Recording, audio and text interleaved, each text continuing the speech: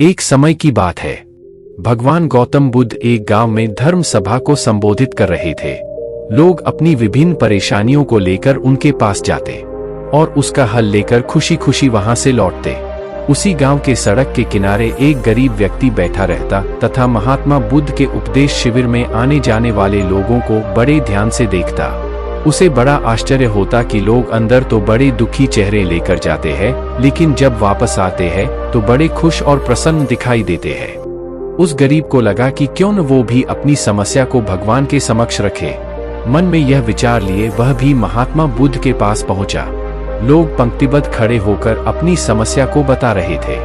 जब उसकी बारी आई तो उसने सबसे पहले महात्मा बुद्ध को प्रणाम किया और फिर कहा, भगवान, इस गांव में लगभग सभी लोग खुश और समृद्ध हैं, फिर मैं ही क्यों गरीब हूँ। इस पर उन्होंने मुस्कुराते हुए कहा, तुम गरीब और निर्धन इसलिए हो क्योंकि तुमने आज तक किसी को कुछ दिया ही नहीं।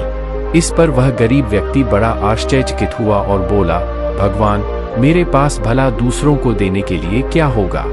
मेरा तो स्वयं का गुजारा बहुत मुश्किल से हो पाता है। लोगों से भीख मांगकर अपना पेट भरता हूँ। भगवान बुद्ध कुछ देर शांत रहे, फिर बोले, तुम बड़े अज्ञानी हो। औरों के साथ बांटने के लिए ईश्वर ने तुम्हें बहुत कुछ दिया है। मुस्कुराहट दी है जिससे तुम लोगों में आशा का संचार कर सकते हो।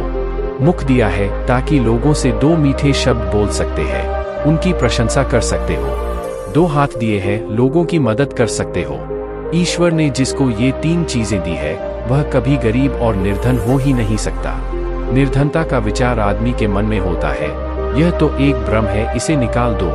कभी भी मन में निर्धनता का भाव उत्पन्न न होने दो, गरीबी अपने आप दूर हो जाएगी।